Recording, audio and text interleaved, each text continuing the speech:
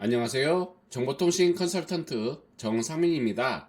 여러분과 함께 정보통신 지식 공유하며 저는 행복하고 여러분은 유익한 시간 가지시면 좋겠습니다. 이번 시간에는 무선통신과 무선통신이 낳은 최고의 제품 휴대폰에 대해 알아볼 텐데요. 먼저 무선통신이란 무엇인가에 대해 알아보겠습니다. 통신과 방송을 전자기파나 음파 등을 통해 전선 없이 신호를 송신하는 시스템을 말합니다. 대부분의 무선 시스템에는 무선 주파수를 의미하는 RF, 적외선을 의미하는 IR 등이 사용됩니다. 보시는 표는 국제전기통신연합 인증 이동통신 기술을 보여주고 있는데요. 0세대부터 시작해서 최신 5세대까지 나타내고 있습니다. 0세대, 0G는 MTS, IMTS 방식은 1946년, 1964년에 제정되었고 1세대, 1G는 AMPS 방식 1983년에 제정되었습니다. 2세대 2G부터는 세 가지 계열로 나뉘어졌는데요.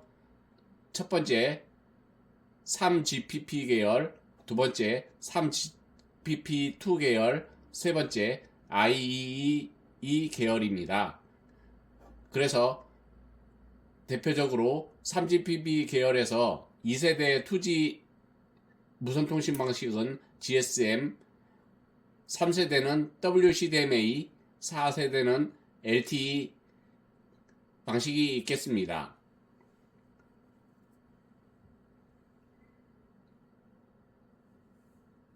I 계열의 4세대 방식은 와이브로 계열 2006년에 제정된 방식이겠습니다.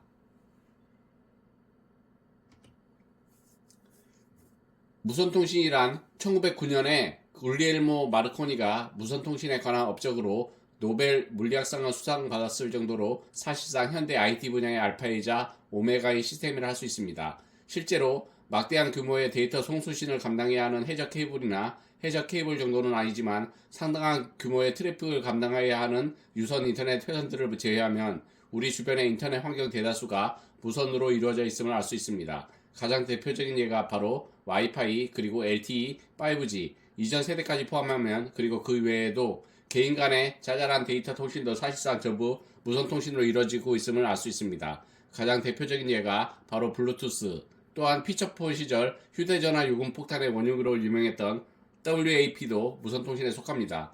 그 외에 주변 기기와의 연결도 무선으로 이루어지고 있는 경우가 대부분이며 이에 해당하는 가장 보편적인 예로는 무선 마우스를 쓸 수 있습니다. 그리고 최근에 들어서는 데이터 송수신뿐만 아닌 전력 공급도 무선으로 대체하려는 시도가 활발하게 이루어지고 있음을 알 수 있습니다. 자세한 내용은 무선 충전 항목을 보시면 되고요.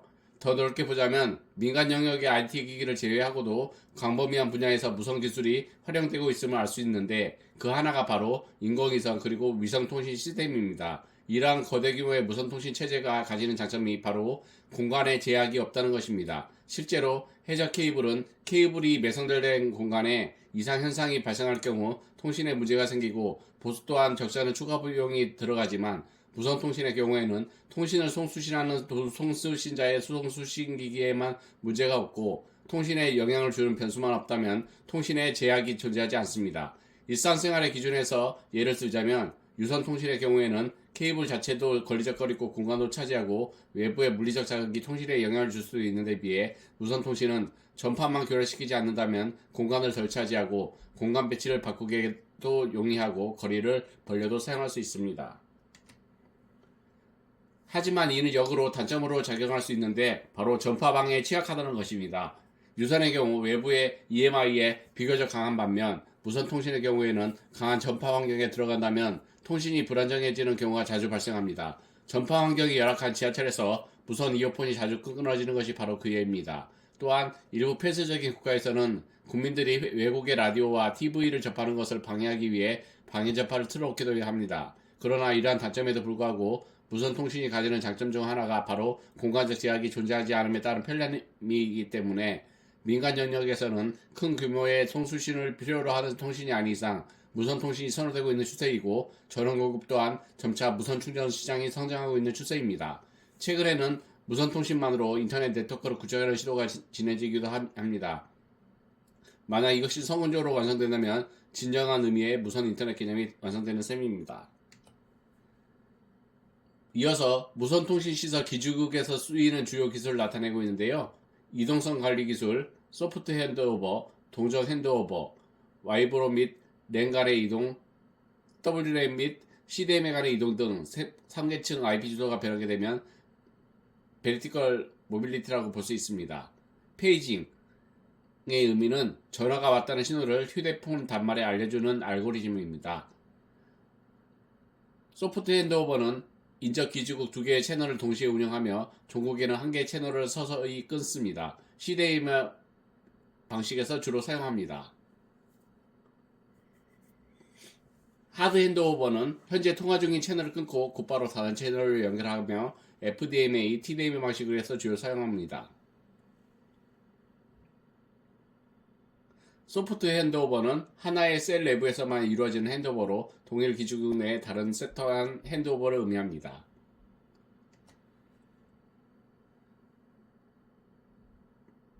무선통신시설 장치 중 휴대전화는 이동통신 서비스의 사용을 목적으로 개발된 무선전화기, 즉 개인이 쉽게 휴대할 수 있으며 휴대 상태에서 이용이 가능한 전화를 말합니다. 1970년대 처음 등장했으며 1990년대 후반을 기점으로 대중화되었습니다. 오늘날 우리가 사용하는 휴대전화는 사실 이동전화이며 20세기 중반에 군사용, 군무용 등으로 사용되던 휴대전화와는 상당히 다릅니다. 다만 그런 구식 휴대전화는 오늘날 전혀 찾아볼 수 없게 되었기에 우리말로는 이동전화를 휴대전화라 지칭하는 것이 일반적입니다. 초창기 휴대전화는 전화통화 기능만 수행하는 기기였습니다.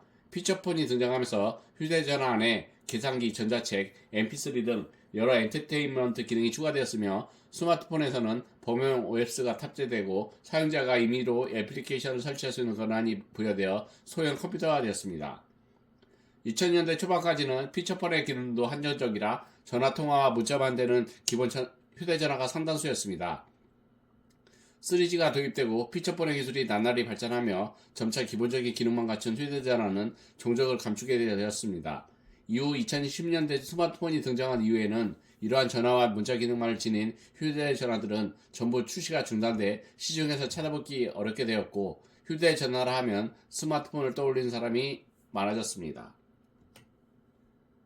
휴대전화의 특징으로서 익숙해져서 잘 느끼지 못하지만 20세기에서 21세기로 바뀌는 사이에 생활상에서 PC 인터넷과 더불어 가장 큰 변화를 일으킨 방면품을 꼽자면 역시 이것이라고 할 수 있습니다.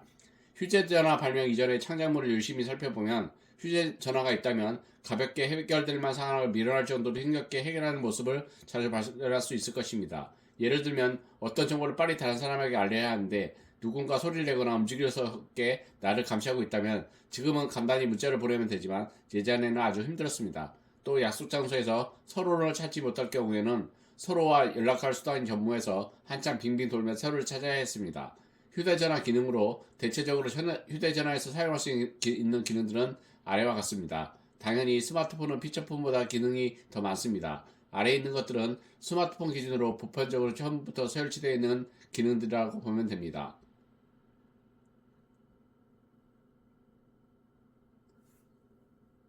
휴대전화 기능 엄청 많이 있습니다.